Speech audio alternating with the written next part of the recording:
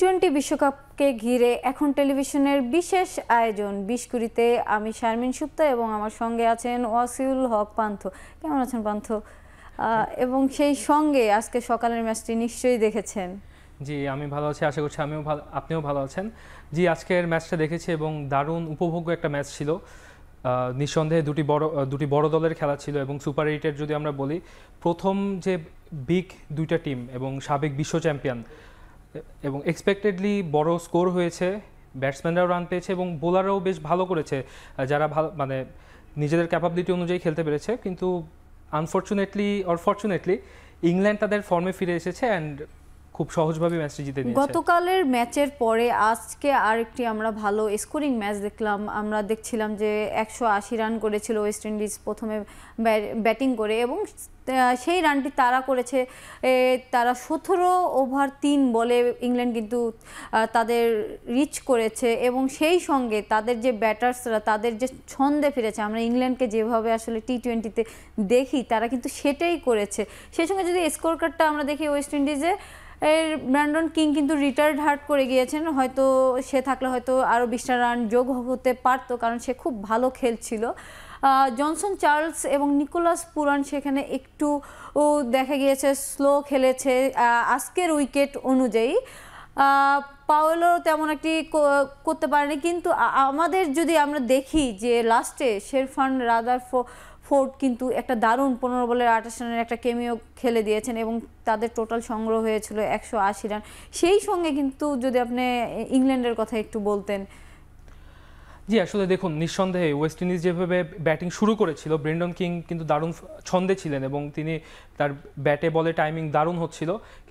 সেখানে Johnson Charles তিনি কিন্তু কিছুটা ধরে খেলছিলেন বা অ্যাঙ্কর রোল প্লে করছিলেন, কিন্তু আলটিমেটলি শেষ পর্যন্ত জনসন চার্লস নিজের যে এক্সেলারেট যে সময়টা সেটা কিন্তু করতে পারেনি, অ্যান্ড তার ফলশ্রুতিতে আমরা দেখতে পাচ্ছি 34 বলে 38 রান। এবং পরবর্তীতে নিকোলাস পুরান তিনি কিন্তু গত ম্যাচেই এই সিজনে এখন পর্যন্ত সর্বোচ্চ যে 98 রান, সেটি কিন্তু ওনার ব্যাট থেকে ছিল এবং বিধ্বংসী একটা ইনিংস ছিল। এবং আমরা আশা করেছিলাম, হয়তো বা ওয়েস্ট ইন্ডিজ টিমও আশা করেছিল, এই জন্য কিন্তু তাকে 1 ডাউনে নামিয়েছে, যে যেন ব্রেন্ডন কিংয়ের যে মোমেন্টাম ছিল সেই মোমেন্টাম ক্যারি করতে পারে। কিন্তু আলটিমেটলি কিন্তু তারা দুজনেই বলা যায় যে ব্যর্থ হয়েছে। এই কারণেই যে দারুণ উইকেট ছিল, সেই উইকেটে 32 বলে 36 কিংবা 34 বলে 38, 100-র কিছুটা বেশি স্ট্রাইক রেট। নরমালি সেন্ট লুইসে উইকেটটা আমরা দেখি খুব রান হয়, এবং টি-20-র জন্য আদর্শ একটা উইকেট আমরা দেখে থাকি। জি, অবশ্যই এটি দেখুন, আপনি ব্রেন্ডন কিং কিন্তু দারুণ ছন্দে ছিলেন এবং আনফর্চুনেটলি তিনি গ্রোয়েন ইনজুরিতে পড়ে তাকে মাঠ ছাড়তে হয়েছে। এবং শেষ পর্যন্ত আমরা যদি দেখি, রাদারফোর্ড কিন্তু ক্যারি করতে পেরেছিল, এবং তার যদি এই ক্যামিও না থাকতো তাহলে স্কোর হয়তো বা 150-এ আটকে যেত। অ্যান্ড ওয়েস্ট ইন্ডিজের জন্য কিছুটা কপাল খারাপই বলতে হবে যে তাদের যে বেস্ট 3জন ব্যাটসম্যান এই মুহূর্তে, Nicholas Pooran, Rovman Powell, Andre Russell. Rovman Powell যখন এক্সেলারেট করা শুরু করেছেন, যে ওভারে আউট হয়েছেন সেই ওভারে তিনি 20 রান নিয়েছিলেন, এবং লাস্ট বলে স্নিক হয়ে শর্ট থার্ড ম্যানে ক্যাচ আউট হয়েছেন। এটা আসলে দুঃখজনক বলতে হয়। এবং এই রানটা আটকে দেওয়ার পিছনে কিন্তু আজকে আদিল রশিদের কিন্তু একটা বড় ভূমিকা আছে। আদিল রশিদ কিন্তু সে তার 4টি ওভার করেছে 5.2 ইকোনমিতে। আদিল রশিদ কিন্তু এখনকার এই মুহূর্তে ইংল্যান্ডের হয়ে সবথেকে সফল বোলার আমরা দেখছিলাম। এবং আজকের দিনে কিন্তু আজকের এই ম্যাচটি কিন্তু গ্রুপ 2-এ কারা সেমিফাইনাল খেলবে মোটামুটি একটা গুরুত্বপূর্ণ ম্যাচ ছিল, কারণ আজকের ম্যাচ যারা জিতে গিয়েছে তারা কিন্তু একটা ধাপে এগিয়ে গিয়েছে। জি, এটি অবশ্যই। এক্ষেত্রে ইংল্যান্ড কিন্তু ভালো খেলে এবং তাদের নেট রান রেটটাও কিন্তু বেশ অনেকখানি এগিয়ে নিয়ে গেছে। তারা 180 রান চেস করেছে আর 15 বল বাকি রেখে, এবং 8 উইকেট হাতে ছিল তাদের। এক্ষেত্রে তারা বলা যায় এক ধাপ এগিয়ে গেল। এরপরেও দুটো ম্যাচ আছে, যুক্তরাষ্ট্রকে আপনি কোনোভাবেই ফেলে দিতে পারবেন না, তারা যে ইন্টেন্টে খেলছে, এবং তারা কিন্তু প্রমাণ করেছে যে তারা এটি আসলে ফ্লুক ছিল না। আমরা যদি ইংল্যান্ডের ব্যাটিংটা দেখি, ব্যাটার্সরা দেখেন, ইংল্যান্ডের ব্যাটার্সরা কিন্তু তাদের যে টি-20 গেম যেভাবে তারা ইন্টেন্ট নিয়ে খেলে, আপনি যেটা বলছিলেন ইন্টেন্টের কথা, ফিল সল্ট কিন্তু 47 বলে 87 রান, তার স্ট্রাইক রেটটা কিন্তু 185 রান স্ট্রাইক রেট, এবং জস বাটলার সে গুরুত্বপূর্ণ একটা রোল প্লে করছিলেন, সামহাউ সে একটা এলবির ফাঁদে পড়েছেন। এবং সেই সঙ্গে জনি বেয়ারস্টো কিন্তু দারুণ একটা কেমিও খেলেছেন, 26 বলে 48 রান। তাদের যে ব্যাটার্স এবং তারা যে নির্ভয়ে একটা ইন্টেন্ট নিয়ে খেলে, তাদের ব্যাটার্সদের নিয়ে যদি বলতেন। জি অবশ্যই, দেখুন 180 বা 81 রান চেস করা যে কোনো উইকেটে যে কোনো অপোনেন্টের বিপক্ষে অনেক কঠিন, বা মেন্টাল একটা প্রেশার কিন্তু থেকেই যায়। কিন্তু সেখানে কিন্তু ফিল সল্ট এবং জর্জ বাটলার যেভাবে স্টার্ট করেছেন, এখানে উইন্ডিজ বোলারদেরকে কোনো সুযোগই দেননি। তার মোমেন্টাম ক্রিয়েট করার যে বোলারদের যে মোমেন্টাম ক্রিয়েট করার যে একটি সিচুয়েশন দিতে হয়, প্রেশার ক্রিয়েট করতে পারে, এই কোনো রকমের কোনো প্রেশারই ক্রিয়েট করতে পারেনি। ইভেন জর্জ বাটলার যে এলবিডব্লিউ হয়েছেন সেইখানেও কিন্তু তিনি ডাউন দ্য গ্রাউন্ডে এসে খেলেছিলেন এবং লো ফুল টাচ বলে এলবিডব্লিউ হয়েছেন। অ্যান্ড এছাড়াও বেস্টও এরপরে নেমে কিন্তু আলটিমেটলি তারা শেষ করে দিয়েছেন। এবং আমি যেটি বলছিলাম যে উইন্ডিজে আসার পরেই কিন্তু ব্যাটসম্যান বোলার সবাই কিন্তু সুবিধা পাচ্ছে। আমরা যেটা বলছিলাম আসলে ব্যাটারদের কিন্তু এখানে আমরা ইংল্যান্ডের ব্যাটাররা স্বাচ্ছন্দ্যে ব্যাটিং করেছে, ওয়েস্ট ইন্ডিজের ব্যাটাররা স্বাচ্ছন্দ্যে ব্যাটিং করতে পারেনি বিকজ অফ আদিল রশিদ। আদিল রশিদ কিন্তু যেটা শুরুতেই বলছিলাম যে আদিল রশিদ কিন্তু আজকের ম্যাচের সব থেকে সফল বোলার, কারণ তার স্পিন কিন্তু ধরছিল। এইরকম উইকেটে কিন্তু লেগ স্পিন করাটা আরও একটু টাফ হয়ে যায়, কিন্তু সেখানে সে 5.02 দিয়ে যে স্পেলে বল করেছে। আদিল রশিদ কি ইংল্যান্ডের জন্য গুরুত্বপূর্ণ ম্যাচের আগে একটা বড় পাওয়া কিনা? জি এটি অবশ্যই নিঃসন্দেহে। দেখুন লেগ স্পিনাররা যে কোনো টিমের জন্য অ্যাসেট, এবং আজকের যে উইকেটের কথা বলছিলেন এখানে স্পিন ধরছিল, এবং এই রকম উইকেটে ট্রু উইকেটে কিন্তু লেগ স্পিন করাটা কিছুটা ডিফিকাল্ট, কারণ লেগ স্পিনাররা যদি ভালো জায়গায় বল ফেলতে না পারে তাহলে কিন্তু তাদেরকে মারাটা ইজি হয় কম্পারেটিভলি। কিন্তু তিনি কিন্তু অবশ্যই অভিজ্ঞ বোলার, এবং তিনি তার নার্ভ ধরে রেখে বোলিং করেছেন। এবং শুরু থেকে মানে টুর্নামেন্টের শুরু থেকে মাঝে একটা 4 উইকেট ছিল তাদের ওনার, তো আলটিমেটলি তিনি নিজেকে প্রুভ করেছেন। এবং ইংল্যান্ডের যে বিশ্বকাপ চ্যাম্পিয়ন হওয়ার যে স্বপ্ন, সেটার জন্য অবশ্যই বড় স্বপ্ন সারথি। সেটাই আমরা বলছিলাম ইংল্যান্ডকে নিয়ে। ইংল্যান্ড আসলে এত সহজ করে ম্যাচটি জিতেছে, কারণ 180 রান কিন্তু খুব একটা কঠিনও না, আবার খুব একটা সহজও না। হয়তো আজকে ইংল্যান্ড 17 ওভার 3 বলে জিতে গিয়েছে, এর জন্য হয়তো ম্যাচটি একটু সহজ দেখাচ্ছে, কিন্তু ম্যাচটি কিন্তু এত সহজ ছিল না, কারণ 180 কিন্তু বেশ বড় একটা রানের হিসাব। আমরা যেমন গতকালও দেখেছিলাম যে আমরা কিন্তু 194 রান তাড়া করতে গিয়ে কিন্তু 18 রানে ইউএসএ হেরে গিয়েছে।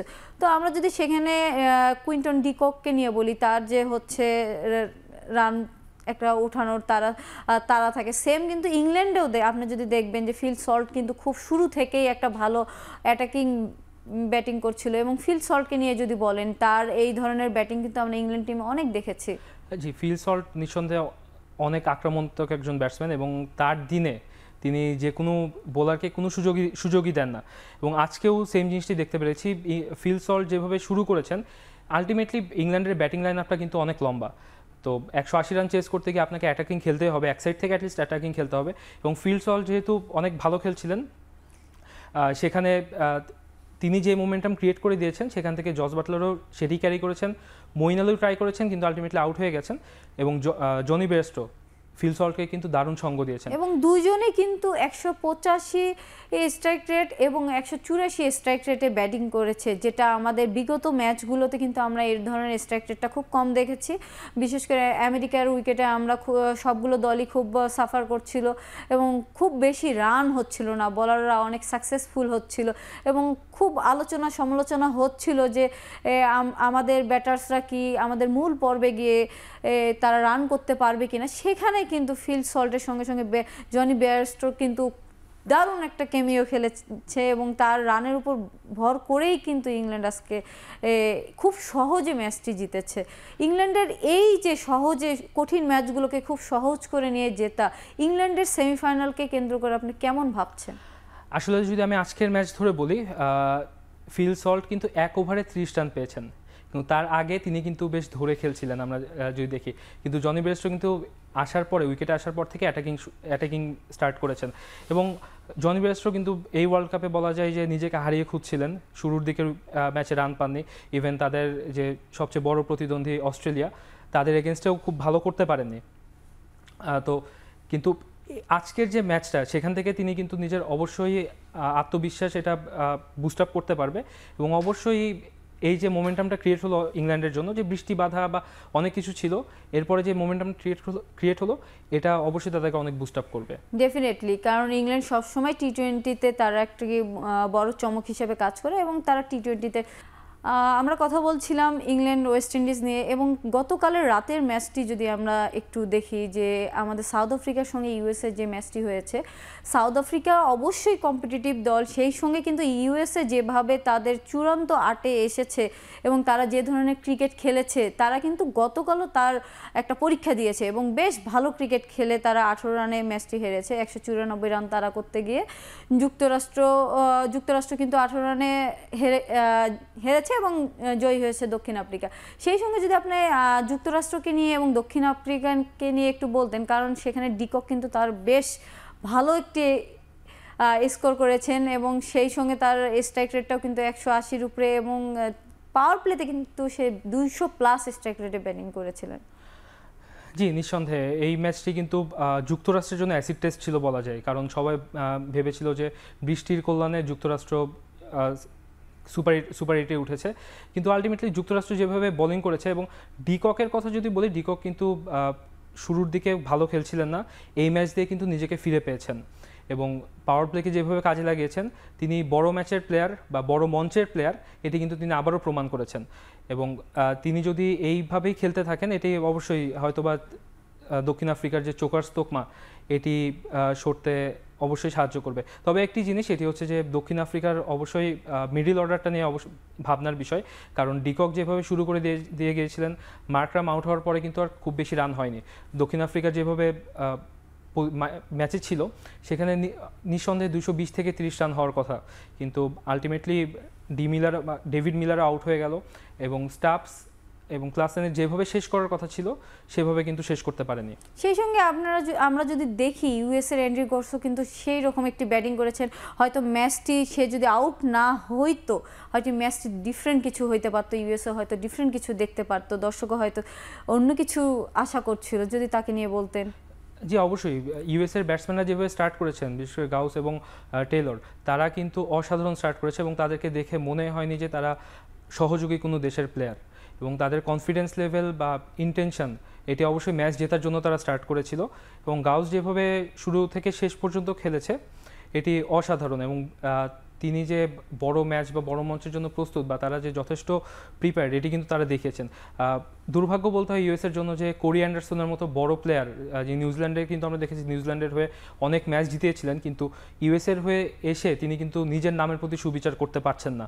এবং যদি কোরি অ্যান্ডারসন নিজের নামের প্রতি সুবিচার করতে পারতেন, গতকালের ফল অন্যরকম হতে পারত। আমরা শুনছিলাম গতকালের ম্যাচ এবং সেই সঙ্গে আজকের ম্যাচ সম্পর্কে আপনি বলছিলেন, যদি আজকের রাতের ম্যাচটিও কিন্তু তেমনিভাবে খুবই গুরুত্বপূর্ণ এবং সেই সঙ্গে বাংলাদেশও কিন্তু তাকিয়ে থাকবে আজকের ম্যাচের দিকে, কারণ ইন্ডিয়া এবং আফগানিস্তানের ম্যাচ দুইটি দলেই বাংলাদেশের জন্য এখনও ওয়ার্ল্ড কাপে অপরিচিত, কারণ এই দুটি টিমের সঙ্গে বাংলাদেশ এখন পর্যন্ত ম্যাচ খেলেনি। তারা কি ধরনের ম্যাচ খেলবে, আমরা যেমন উইকেট নিয়ে বলছিলাম যে উইকেটগুলো ডিফারেন্ট ছিল, এখানে আসার পরে যে ম্যাচগুলো হচ্ছে বেশ ভালো রান হচ্ছে। এবং আমরা যদি দেখি, ইন্ডিয়ার ব্যাটার্সরাও কিন্তু টপ 10-এ কোনো ব্যাটার্স নাই, সেই সঙ্গে কিন্তু পক্ষান্তরে আপনি যদি দেখেন আফগানিস্তানের দুইজন ব্যাটার্স কিন্তু টপ 5-এ আছে, তাদের বলার্সও আছে। এই যে আফগানিস্তান এবং ইন্ডিয়ার ম্যাচটি কেমন হতে যাচ্ছে? দেখুন, আফগানিস্তানের ওপেনাররা কিন্তু দারুণ খেলছে এবং স্রোতের বিপরীতে গিয়ে বলতে হবে যে তারা তাদের টপ অর্ডার রান করছেন। And on the other hand, অন্য টিমের টপ অর্ডারে যেখানে কলাপস করেছে, সেখানে কিন্তু আফগানিস্তান শুরু থেকেই ব্যতিক্রম ছিল। এবং আমরা যদি দেখতে যাই যে ভারতের বিপক্ষে সম্ভাব্য একাদশ, গত ম্যাচে যারা খেলেছেন মোটামুটি তাদের উপরে ভরসা রাখবেন, কারণ প্রথম 3টি ম্যাচ কিন্তু ইনাদেরকে নিয়েই তারা জিতেছেন। এবং পরবর্তীতে যদিও একটি খারাপ দিন গেছে, ওয়েস্ট ইন্ডিজের বিপক্ষে খুব বাজেভাবে কলাপস করেছিল। এবং ফজল হক ফারুকের দিকে কিন্তু সবার চোখ থাকবে। যদি বোলিং এর কথা বলি, এই ওয়ার্ল্ড কাপে একমাত্র বলার যে মেডেন 5 উইকেট নিয়েছে, সেটি সহ তিনি কিন্তু এখন সর্বোচ্চ উইকেট শিকারী। এবং এই ফজল হক ফারুকের কথাই কিন্তু বেশ কিছুদিন আগে সেওয়াগ বলেছিলেন যে ফজল হক ফারুকের বল আউট হওয়ার পরে, সেই সঙ্গে আমরা যদি দেখি রহমতুল্লাহ গুরবাজ, ইব্রাহিম জাদরান, তারা আমরা যেভাবে টপ অর্ডার সব দলেই কলাপস করছে, কোনো দলই আসলে খুব ভালোভাবে সাফল্য আনতে পারছে না, সেখানে কিন্তু তারা দুজন যেভাবে রান করছে, দুজনে দুটি করে 50 করেছে 4টি ম্যাচ খেলে, এবং তার যে রান করার একটা ভালো অভ্যাস তৈরি হয়েছে, সেটা কি ইন্ডিয়াকে একটু কি ভোগাবে? অবশ্যই এটি তাদের কিন্তু রামনুল্লাহ গুরবাজ যদি বলি, তার কিন্তু বড় টিমের এগেনস্টে রান করার যে অভ্যাস সেটি আছে বা অভিজ্ঞতা আছে, এবং বড় টিমকে কিভাবে হ্যান্ডেল করতে হয়, এই টিমের প্লেয়াররা কিন্তু আইপিএল বা বিপিএল, বিগ ব্যাশ, পিএসএল সব বড় বড় লিগে খেলে। তো কোয়ালিটি বোলার ফেস করার মতো অ্যাবিলিটি তাদের যথেষ্ট পরিমাণ আছে, এবং বোলিংয়েও তাদের যথেষ্ট রিসোর্স আছে ইন্ডিয়াকে আটকে দেওয়ার মতো। কিন্তু ইন্ডিয়া অবশ্যই বড় টিম, ইন্ডিয়া অবশ্যই এগিয়ে থাকবে, তবে এত সহজেই যে ম্যাচ জিততে পারবে তাদের এগেনস্টে এটি আসলে স্বাভাবিক। আসলে ইন্ডিয়া অবশ্যই এখানে দল হিসেবে ফেভারিট হয়ে থাকবে, এবং সেই সঙ্গে আমরা যদি ইন্ডিয়ার দলটি কিনে দেখতাম যে ইন্ডিয়ায় কিন্তু ব্যাটার্সরা কিন্তু কেউ টপ 10-এ নাই, এবং বলার্সরাও খুব যে বেশি আহামরি কিছু করে ফেলেছে তাও না। আমরা ইন্ডিয়ার একাদশকে যদি দেখি, রোহিত শর্মার সঙ্গে এবং বিরাট কোহলির সঙ্গে অপরিবর্তিত দলটি হয়তো আমাদের খেলবে, এবং তাদেরকেই আশা করছি। সেই সঙ্গে এখানে কিন্তু ইন্ডিয়ায় যদি আপনি বোলার্সদের দেখেন, রবীন্দ্র জাদেজা, আকসার প্যাটেল, তাদের যে স্পিন বোলিংয়ের একটা মিশ্রণ আছে, তার সেই সঙ্গে পেসারদের 3জন পেসারের সঙ্গে একজন হার্দিক পান্ডে বোলিং অলরাউন্ডার হিসাবে খেলবে, এই যে তাদের ভ্যারাইটিস, এটা কতটা কাজে দিবে? দেখুন, যুক্তরাষ্ট্রে তারা অধিকাংশ ম্যাচ খেলেছে, গ্রুপ পর্বের ম্যাচগুলো যুক্তরাষ্ট্রে খেলেছে, সেখানে কিন্তু আসলে ব্যাটসম্যানদের জন্য অনেক বেশি চ্যালেঞ্জিং ছিল। এই টিম, ইন্ডিয়ার এই টিম কিন্তু আইপিএল খেলে এসেছে, সেখানে ট্রু ব্যাটিং উইকেট ছিল বা স্পোর্টিং উইকেট ছিল, যেখান থেকে যুক্তরাষ্ট্রের উইকেট পুরোপুরি ভিন্ন, এবং সেখানে স্পিনাররাও কিন্তু খুব বেশি সুবিধা পাননি। কিন্তু এখন ওয়েস্ট ইন্ডিজে যখন এসেছে, তখন কিন্তু ব্যাটসম্যান, বোলার সবার জন্য খুব সুন্দর একটি কম্বিনেশন রয়েছে, এবং সবার জন্যই কিন্তু কিছু সুবিধা রয়েছে। তো সেখানে ইন্ডিয়ার বোলারদেরকেও যদি দেখি আমরা, স্পিনাররাও দারুণ spinner, and batting line up তো অবশ্যই বিশ্বমানের। আপনি বলছিলেন ব্যাটিং লাইন আপ, কিন্তু ব্যাটিং লাইন আপে কিন্তু আমরা ব্যাটার্সদের তেমন কোনো পারফরমেন্স এখন পর্যন্ত চোখে পড়ার মতো দেখিনি, এক্সেপ্ট ঋষভ পান্ট প্রথম ম্যাচটি খুব দারুণ খেলেছে, এছাড়া কিন্তু তারাও প্রথম 10 জন ব্যাটার্সের মধ্যে নেই, তাদের লাইন আপটাও কিন্তু ভোগাচ্ছে। জি, সেটি তো অবশ্যই। আমরা ইন্ডিয়ার ম্যাচে যদি দেখি, আমরা তারা কিন্তু লো স্কোরিং ম্যাচগুলো জিতেছে, এবং পাকিস্তানের সাথে যে ম্যাচটি ছিল, সেখানে আসলে যেহেতু কম রান ছিল, তাদের ঋষভ পান্ট বাদে আর কেউ দাঁড়াতেই পারেনি। সেই ম্যাচটাও কিন্তু তাদের বলারদের কল্যাণেই কিন্তু জিতে নিয়েছে। তো এবং এরপরের ম্যাচে কিন্তু সূর্যকুমার যাদব একটি 50 করেছে। তো ভালো উইকেট পেলে, ইউএসের উইকেট কিন্তু খুব বেশি ভালো ছিল না, ব্যাটসম্যানদের জন্য অনেক বেশি স্ট্রাগলিং উইকেট ছিল। তো ভালো উইকেট পেলে অবশ্যই এই টিমের কিন্তু বিধ্বংসী সব কিছু করার ক্ষমতাই রয়েছে। এবং আমরা হচ্ছে ইন্ডিয়া এবং আফগানিস্তানের ম্যাচটি যেখানে দেবো ওয়েস্ট ইন্ডিজে, সেখানে কিন্তু তাদের সাপোর্টারদের একটা সাহায্য হয়তো ইন্ডিয়া পাবে, কারণ আমরা জানি যে পৃথিবীর যে কোনো রাষ্ট্রেই কিন্তু যখন ভারতের খেলা হয়, সেখানে কিন্তু তাদের বেশ একটা সাপোর্টিং থাকে, এবং সেই সঙ্গে কিন্তু আফগানিস্তানদের তেমন সাপোর্টার্স হয়তো থাকবে না, তাদের চাপটা এমনিতেও ছোট টিম হিসেবে থাকবে। যদিও আফগান ক্যাপ্টেন রাশিদ খান অলরেডি বলেছেন যে আমরা যে কোনো টিমকে যে কোনো সময় হারিয়ে দিতে পারি, এটা তাদের কনফিডেন্স। তো আফগান ক্যাপ্টেনের যে কনফিডেন্স, এটা কতটুকু কাজে লাগবে? এবং আফগানিস্তানের অনেকগুলো প্লেয়ার কিন্তু একসঙ্গে তারা কিন্তু আইপিএলে খেলছে, এবং এই যে সবথেকে বড় ফ্রান্সাইজিস লিগে তাদের যে খেলার অভিজ্ঞতা কতটুকু কাজে দেবে? এটি অবশ্যই নিঃসন্দেহে কাজে দেবে, কারণ দেখুন, আফগানিস্তানের যে প্লেয়াররা, ইন্ডিয়ান টিম যে প্লেয়াররা আছে, তারা কিন্তু একসাথে প্র্যাকটিস করেছে।